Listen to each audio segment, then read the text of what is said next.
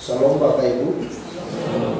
Mari kita membuka firman Tuhan hari ini di dalam surat pertama Tesalonika ayat 2 dan ayatnya yang ketiga.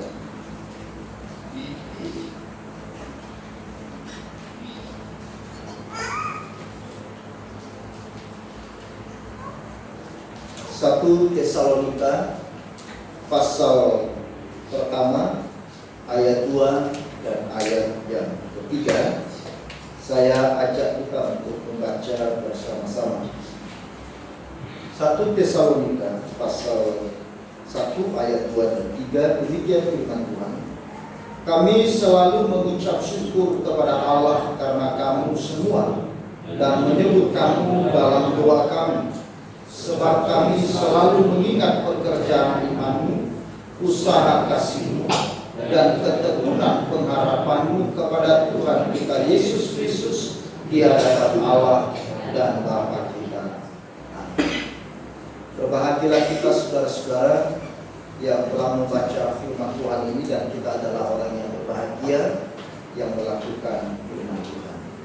Saudara-saudara, di dalam 1 Tesalonika ini kita melihat bahwa jemaat Tesalonika ini adalah jemaat yang memberikan teladan, ya, dan juga jemaat yang bertumbuh dalam hal iman, yang terwujud di dalam perbuatan nyata mereka, sehingga kesaksian mereka kemudian tersebar sampai ke Makedonia, ke Akhaya. Kemudian juga mereka bertumbuh di dalam kasih yang membuat mereka melayani Tuhan dengan gairah. Minggu yang lalu kita belajar bertumbuh di atas kasih. Kemudian jemaat ini juga adalah jemaat yang bertumbuh di dalam pengharapan, yang membuat mereka memiliki ketekunan saat harus menghadapi penindasan dan penganiayaan. Saudara-saudara yang dikasihi oleh Tuhan, jemaat ini adalah jemaat yang begitu bertahan terhadap situasi dan kondisi yang sulit sekalipun, karena jemaat ini mereka bertumbuh di atas pengharapan. Nah, pagi ini secara khusus kita melihat bagaimana jemaat Tesalonika ini bertumbuh di atas pengharapan. Saudara-saudara yang dikasihi oleh Tuhan, pengharapan itu tidak berdiri sendiri, ya, tetapi berkaitan dengan iman. Karena iman membuat seseorang memiliki pengharapan. Ya, sekali lagi saya ulangi, pengharapan itu tidak berdiri dengan sendirinya, ya, tetapi berkaitan dengan iman. Karena iman membuat, ya, seseorang memiliki pengharapan. Dan pengharapan memberikan mereka sebuah ketekunan dan kesabaran, ya, ketahanan di dalam menghadapi segala macam persoalan. Nah, saudara-saudara yang dikasihi oleh Tuhan, pengharapan itu ibarat oksigen pada paru-paru. Ya. Jadi hubungan oksigen dengan paru-paru itu bagaimana? Ini hubungan yang tidak bisa dipisahkan. Ya. Paru-paru kita itu membutuhkan oksigen. Ya. Kalau oksigennya putus, itu artinya apa? Paru-paru kita juga berhenti bernafas. Ya. Pengharapan itu ibarat oksigen di dalam paru-paru. Pengharapan itu memberi hidup. Pengharapan itu memberi nafas. Pengharapan itu memberikan sebuah kekuatan. Itulah pengharapan. Yang kedua, saudara-saudara, pengharapan itu diibaratkan seperti jangkar atau sauh pada kapal. Jangkar atau sauh itu alat yang dipakai agar kapal itu tidak hanyut, tidak terbawa arus, tidak terseret dengan arus atau gelombang laut. Makanya kalau kapal itu mau berhenti, maka dia harus melemparkan jangkar. Jangkar itu berperan agar kapal tidak terseret oleh gelombang laut, tetapi dia akan tetap pada posisinya. Pengharapan itu saudara seperti jangkar di dalam kehidupan orang Kristen, yang membuat kita berdiri pada posisi kita sebagai orang percaya, yang membuat kita tidak bergeser, apalagi terbawa arus dan terseret oleh arus gelombang dunia. Nah, pengharapan yang dibangun itu seperti seperti jangkar pada sebuah kapal. Kalau jangkar ini tidak ada, maka kapal itu pasti akan dibawa ke gelombang. Sebesar apapun kapal itu, kalau ia tidak memiliki jangkar, maka pasti kapal itu akan terseret dengan gelombang. Pengharapan juga demikian, memberikan kepada kita kekuatan supaya kita tidak terseret dengan dunia ini, supaya iman kita tidak terbawa arus oleh segala macam kenikmatan di dalam dunia. Nah, itu sebabnya saudara-saudara, R.C. Sproul mengatakan harapan disebut saung jiwa karena memberikan stabilitas pada kehidupan Kristen. R.C. Sproul mengatakan bahwa pengharapan itu adalah sebuah stabilitas pada kehidupan Kristen. Kalau orang Kristen sudah kehilangan pengharapan, itu artinya dia sudah kehilangan stabilitas. Kalau seseorang sudah kehilangan stabilitasnya, maka orang itu tidak bisa mampu berdiri. Dia akan goyah, dia akan jatuh, saudara, karena dia tidak punya stabilitas di dalam kehidupan. Itu sebabnya Alkitab seringkali berbicara agar orang-orang Kristen terus membangun dan melabuhkan saung pengharapan di dalam hidup, supaya mereka tidak menjadi lemah dan tidak menjadi putus asa. Banyak orang kali menjadi mundur, orang menjadi lemah, orang menjadi putus asa. Kenapa sih? Karena pengharapan yang ada di dalam dirinya telah pupus. Dia menganggap bahwa segala kehidupan ini tidak ada artinya. Dia juga menganggap bahwa iman di dalam Kristus itu sudah tidak ada artinya. Buat apa aku menjadi orang Kristen yang setia? Buat apa aku melayani Tuhan dengan setia? Kok juga tidak ada artinya? Kenapa bisa demikian? Kemungkinan besar kehilangan pengharapan.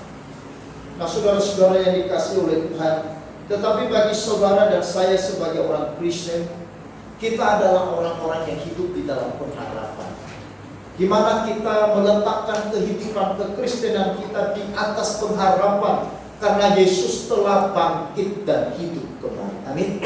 Yesus telah bangkit dari antara orang mati, membuktikan bahwa Yesus yang adalah Tuhan yang saudara dan saya percaya adalah Tuhan yang hidup. Karena itulah maka Yesus menjadi sumber satu-satunya di dalam pengharapan hidup kita.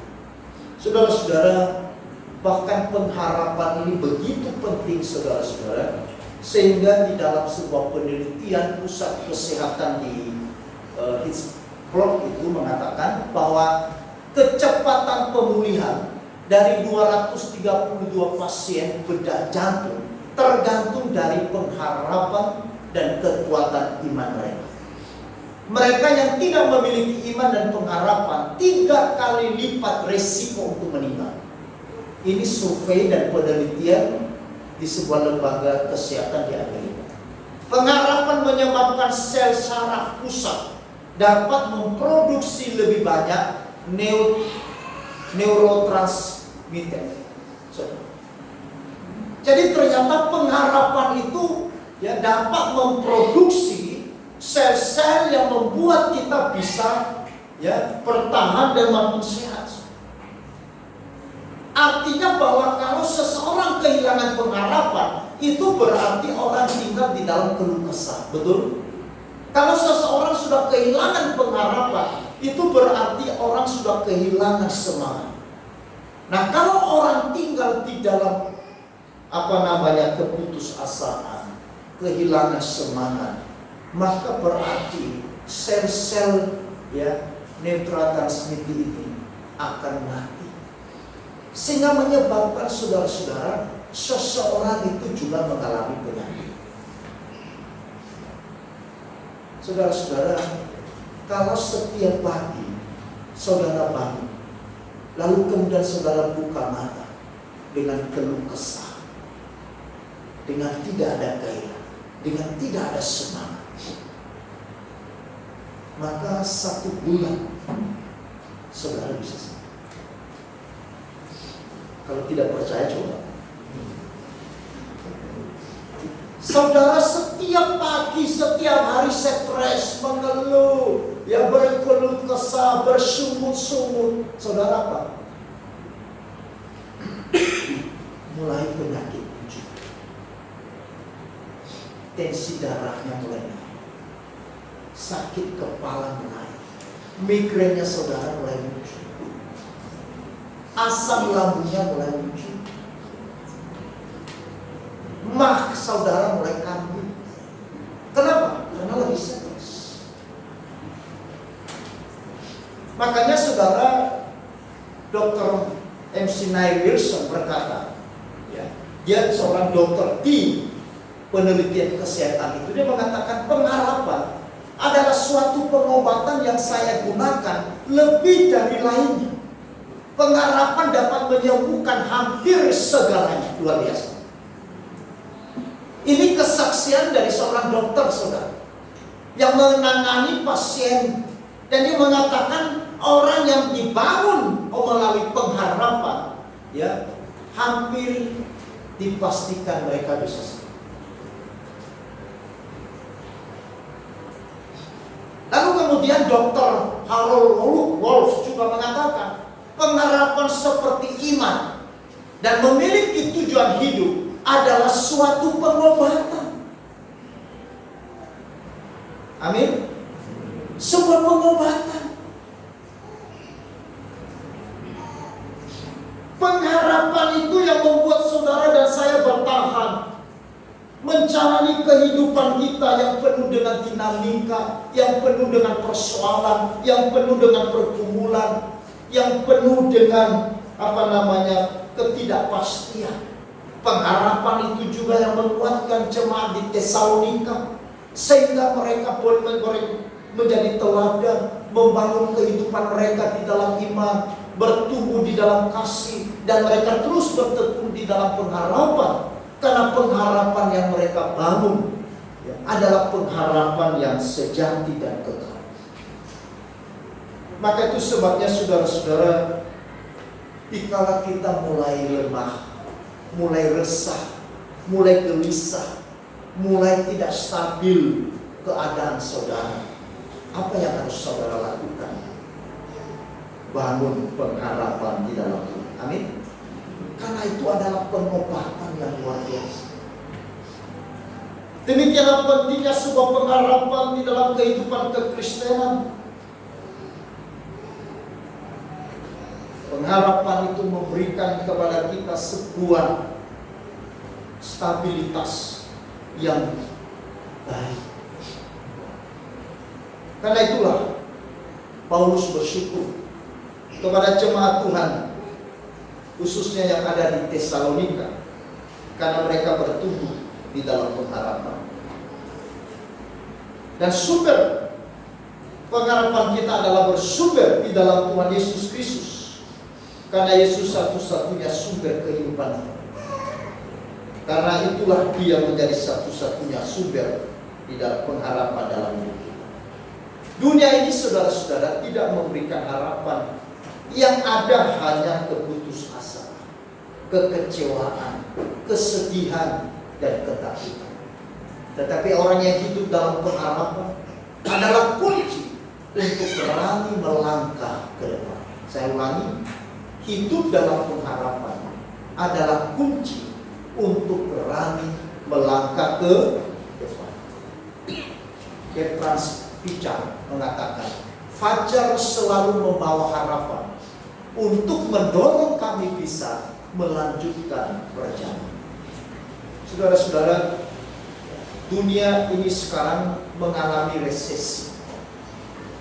Bahkan terus diramal oleh pengamat ekonomi bahwa tahun depan adalah tahun yang gelap. Beberapa hari yang lalu juga Presiden Jokowi menyampaikan pidatonya di disebut Golkar yang ke-58. Dia mengatakan kita harus siap menghadapi tahun depan yang gelap. Tahun depan yang sulit. Sekarang Eropa, Amerika, Australia, dan negara-negara yang lain, sekarang mereka begitu mengalami masalah. Harga yang begitu tinggi, saudara-saudara, yang sulit mereka jangkau. Maka bersyukur kita ada di Indonesia hari ini, saudara. Orang makan sekarang di Eropa itu tidak mudah untuk membeli. Mereka sedang mengalami krisis yang luar biasa. Bersyukur kalau hari ini kita masih bisa santai-santai saja, bukan? Tetapi melihat ke depan ini seperti apa? Kadang-kadang banyak orang tidak bisa lagi berjalan menuju ke depan. Tetapi Bertrand mengatakan pengharapan yang mampu mendorong kita untuk bisa melanjutkan perjalanan. Pengharapan itu yang membuat jemaat di Tesalonika berani maju ke depan dan berani terus berjalan di dalam kehidupan kekristenan mereka.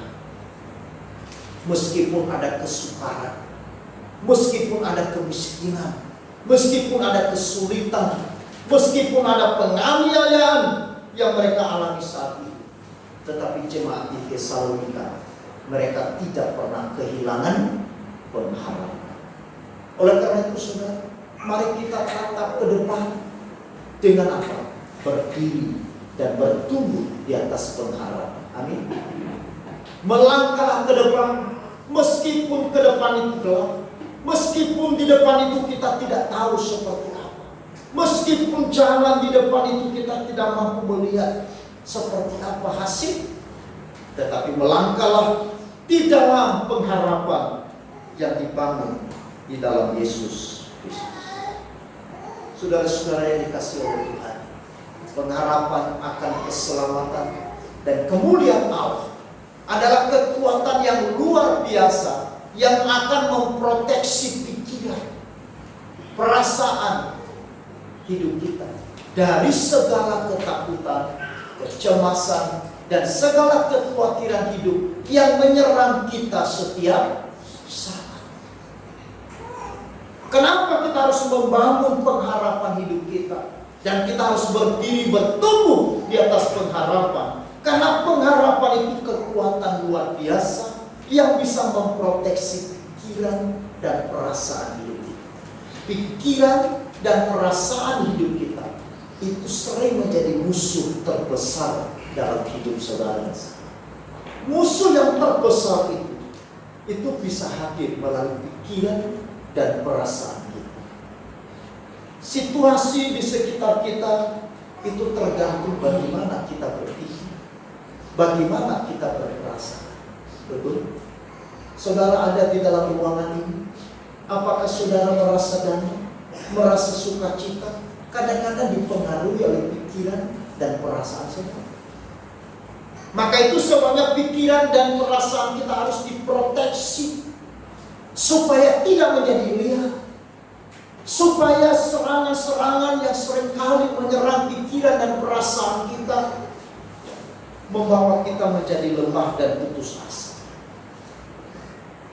Ketakutan, kecemasan, kekhawatiran hidup yang senantiasa mengintip dan senantiasa menyerang kita dalam setiap waktu. Makanya harus perlu diproteksi. Saudara-saudara, banyak orang yang hidup di dalam ketakutan. Dan kalau lebih over ketakutan, ini masalah. Orang itu tidak bisa berbuat apa-apa. Ada orang yang mengalami penyakit seperti ini, hiper takut, sehingga dia tidak bisa berbuat apa-apa dan dia tidak mau melakukan apa-apa. Kenapa? Pikirannya sedang takut. Kalau pikiran kita dibiarkan, kemudian tidak diproteksi dengan sebuah pengharapan, maka saudara-saudara, kita akan kemudian menjadi manusia yang paranoid.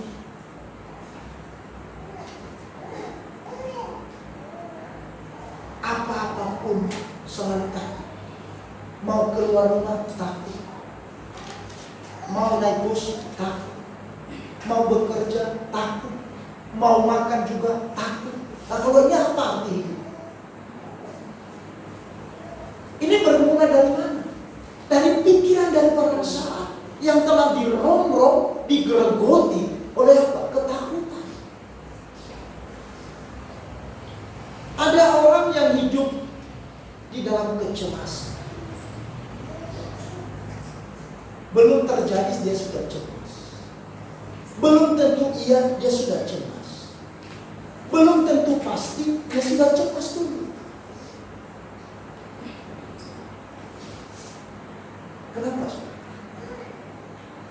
Karena perasaan pikiran kita telah diserang oleh kecemasan. Maka itu sebabnya pengharapan ini adalah sebuah kekuatan yang luar biasa yang akan memproteksi pikiran dan perasaan kita, sehingga tidak menjadi bulan-bulanan dari ketakutan, tidak menjadi bulan-bulanan dari kecemasan dan kekhawatiran. Tetapi kita akan hidup di dalam ketenangan. Bukan berarti tidak ada masalah dan kesulitan. Bukan berarti tidak ada pergumulan dan tantangan yang kita hadapi. Orang yang tenang itu karena dia tahu dengan pasti siapakah yang dia percaya. Daud adalah orang yang menghadapi berbagai masalah. Daud menghadapi berbagai musuh. Daud menghadapi berbagai tekanan dan persoalan dari seluruh aspek hidup. Tetapi pada saat dia diserang oleh berbagai tekanan itu, dia mengatakan apa? Hanya dekat Tuhan aku tenang. Lalu Daud membangun kepercayaannya kepada Tuhan, membangun imannya kepada Tuhan, membangun pengharapannya kepada Tuhan, dan kemudian dia memandang kepada Tuhan sebagai sumber dari pengharapan. Maka jiwanya menjadi tenang. Horatio ketika dia menghadapi masalah yang besar, kehilangan anak-anaknya yang tenggelam di laut Atlantik, lalu kemudian dia berkata, nyamanlah jiwa. Kenapa Horatio bisa berkata nyamanlah jiwaku? Lalu kemudian dia bisa mencipta lagu nyamanlah jiwaku. Itu karena dia tahu siapakah yang dia percaya. Amin. Kalau kita mengetahui, kita mengenal siapakah yang kita percaya, maka kita tidak akan menjadi takut. Kita tidak akan menjadi cemas. Kita tidak akan menjadi khawatir karena kita belajar untuk percaya kepada Allah. Maka kalau kita sering dihantui oleh segala kecemasan, kekhawatiran dan ketakutan dalam hidup, saudara harus kembali melihat seperti apa kita mempercayai Tuhan kita. Kita kan sudah memperkuat kepercayaan kita pada Tuhan. Sudahkah kita mengenal Yesus yang adalah Tuhan kita dan Juru Selamat hidup kita secara pribadi? Sudahkah kita membangun hubungan, relasi yang dekat, yang intim dengan Dia, sehingga dengan hubungan yang dekat itu memberikan ketenangan bagi jiwa kita, meskipun kita sedang ada di dalam pergumulan. Jemaat di Tesalonika, Paulus berkata, aku bersyukur kepada Tuhan karena kamu. Karena mereka hidup di dalam ketenangan, mereka hidup di dalam kedamaian, mereka hidup di dalam sebuah kebenaran. Bahkan mereka menjadi saksi-saksi Kristus dimanapun mereka berada. Kesaksian mereka tersebar di Akhaya dan Makedonia. Karena apa, saudara-saudara? Yaitu karena mereka telah membangun kepercayaan mereka kepada Tuhan. Saudara-saudara yang dikasihi oleh Tuhan, maka itu sebabnya suatu titik balik pertumbuhan rohani kita adalah belajar menyerahkan beban kita kepada Tuhan sebelum kita tertekan oleh.